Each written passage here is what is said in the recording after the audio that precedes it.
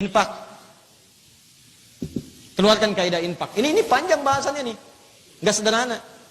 Pahami dulu apa itu infak. Kalau disebutkan infak, berarti Anda mesti punya anggaran infak kan? Makanya sebelum masuk Ramadan, ikhtiar dari sekarang supaya bisa infakin saat Ramadan. Ingat ya, jangan lihat nilainya. Yang penting buktikan kesungguhannya. Ayo Anda ikhtiar, walaupun punya kumpulkan 10.000, gak apa-apa. 10.000. Cuman punya 20.000, gak apa-apa. Saya cuma punya 30.000 Ustaz, ikhtiar sebulan dapatnya 30.000, gak ada masalah teman-teman. Alhamdulillah di Islam itu yang dilihat bukan bentuknya, yang dilihat niatnya. Innamal a'malu bin. Jadi kalaupun antum dapat 30.000 dibagi 30 hari, dapat berapa sehari? 1.000, siapkan tiap hari 1.000. Bismillah. Gak usah orang lain tahu antum infak 1.000, gak usah. Antum aja yang tahu. Ngapain dia ria dengan orang lain? Ente infak berapa? Ria lah, jangan begitu. Cukup Allah yang mengetahui. Wow. Begitu kotaknya lewat pelan-pelan supaya bunyinya tidak terdengar. Niat, bismillah ya Allah, ikhlas karenamu, ikhlas. Tadi koin ya. Bukan, itu adalah kendaraan yang akan mengantarkan saya ke surga. Ya, itu jawabannya. Paham? Alhamdulillah. Jadi kalau nanti Ramadan ada kotak. Nah itu antum harus sudah punya anggarannya tuh. Isi, itu bukan mobil-mobilan. Gini, bukan. Tak infak. Bikin. Dan ternyata tidak hanya uang, Pak, Bu. Harus dilihat, bukan hanya uang. Ini wawasan kita mesti diperluas. Infak itu sifatnya materi. Tidak hanya berwujud uang, makanan bisa tuh. Makanya Masya Allah tuh kadang-kadang gak diminta, gak disuruh teman-teman. Tiba-tiba setiap masjid ada bukaan tuh. Itu kan Ramadan tuh unik, terdorong aja. Bahkan ada orang yang sebelum Ramadan udah booking duluan, saya booking tuh. Ada yang rumah makan, Masya Allah udah nyiapin Ramadan khusus tutup. Bingung tuh, Pak, kok tutup Pak? Orang banyak order. Rizki itu udah diatur, surga saya belum jelas. Ramadan saya khusus untuk sedekah dari makanan-makanan ini. Allah cari rizkinya itu sudah sebelum Ramadan, diniatkan Ramadannya dapat rizki bersedekah. Ketutup anggarannya. Ya, teman-teman tuh luar biasa tuh. Ya, ada yang nyewa ini, ada yang dapat ini, ada yang kirim makanan, minuman, itulah infak. Silahkan. Ustadz, tapi saya kan nggak punya makanan untuk berinfak, Ustadz. Gampang. Yang antum dapatkan dari jatah itu bagi dengan orang yang nggak kebagian. Kurma kan kadang 3 di situ. Kadang-kadang 5 kan? Rumus tadi makan kurma kan ganjil. Ya kan? Coba cari antum misalnya dapatkan. Ada yang nggak kebagian? Bismillah. Masya Allah, itu indah sekali. Walaupun Anda hanya berikan sehirup air. Hadisnya.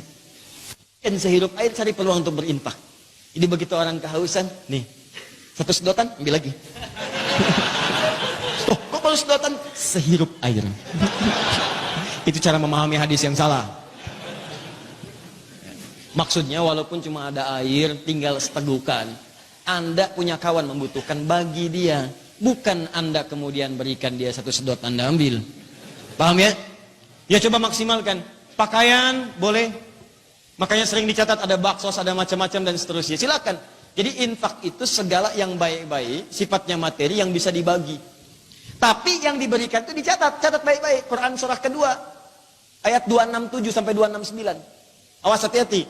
Wala tayammamul khabitha minhu tunfiqun walastum biakhidhihi illa an tughmidu fi.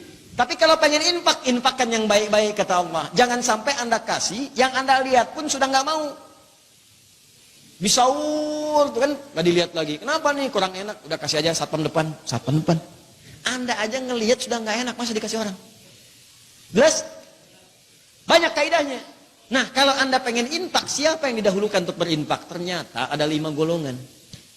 Buka Quran surah 2 ayat 215, paling kanan sebelah bawah.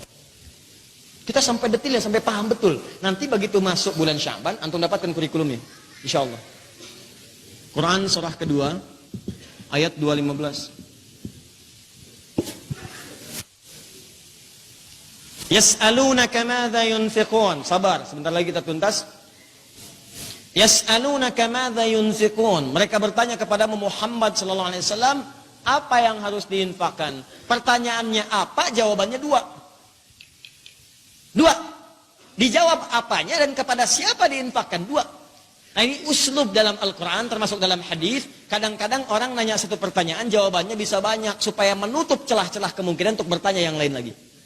Maka kata Allah, Qul ma anfaqtum min khair. Katakan Muhammad kalau pengen infak, katakan pada mereka, infakkan yang terbaik. Terbaik. Jangan sampai tega, masukin ke kotak infak uang, udah lecek, dilihat aja sudah nggak lihat kan. Masya Allah, 100.000 pecinya udah nggak kelihatan gitu kan. Warna udah berubah gitu kan, antum masukkan ke situ. Bedakan antara zakat mal dengan zakat mal. Lain. Ke mal tuh kasih, yang lecek, yang biasa nggak apa-apa. Tapi kalau mal, akhirat cari yang terbaik. Pakaian yang bagus. Ya, ayo layak itu dalam pengertian tuh orang enak mengenakannya. Ya bukan layak dipakai, tapi kelihatannya nggak bagus gitu. Antum aja nggak berani pakai. Bismillah bagi. Makanan silakan. Tata dengan baik. Kepada siapa diberikan? 5 golongan yang utama. Pertama lil walidain, orang tua. Yo kalau mau buka mau sahur, jangan-jangan antum tuh makan enak. Ibu yang melahirkan antum, ngandung 9 bulan lebih, mikirin antum, doain antum supaya sukses pekerjaan, kaya harta, nyaman hidup. Ternyata mau buka aja susah, sampai minta-minta ke tetangga. Antum anaknya. Kenapa nggak antum siapkan untuk bukanya selama sebulan? Ya Allah, bismillah. Kenapa nggak antum siapkan sahurnya? Tuh ibu antum tuh begitu antum dengar suara menangis, langsung tuh dicariin, direncanain gitu. Perhatikan ibu-ibu yang mau ngandung, bahkan belum lahiran pun nggak disiapkan untuk anak-anaknya, pakaiannya, macam-macamnya segalanya. Ini antum belum Ramadan, kenapa nggak dibalas jasa-jasa itu? Siapkan teman-teman. Dan niatkan untuk berbakti.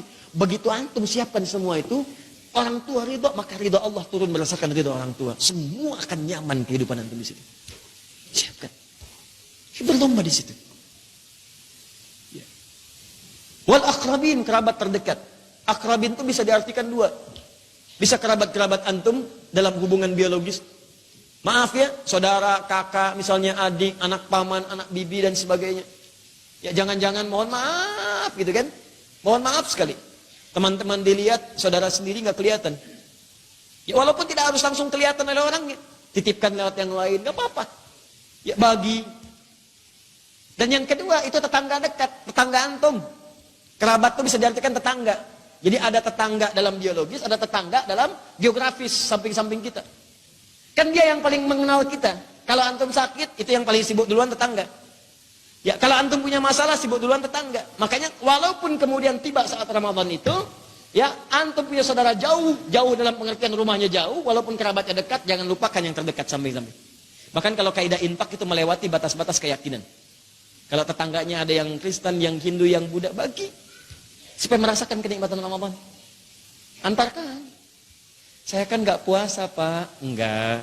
Ini justru saat puasa saya diminta oleh Allah berbagi. Supaya menunjukkan bagaimana keindahan Islam.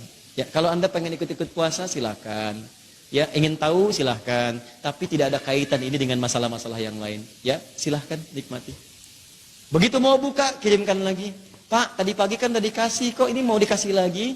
Gak apa-apa, alhamdulillah Allah titipkan rezeki. Masya Allah. Besok-besoknya Assalamualaikum. Udah bisa Assalamualaikum. Pak, apakah Allah sudah menitipkan lagi untuk hari ini? Udah mulai itu nanya. Ujung-ujungnya asyhadu an la ilaha illallah. Asyhadu anna Muhammadan. Pakai akhlak dakwah. Sampaikan. Itulah infak.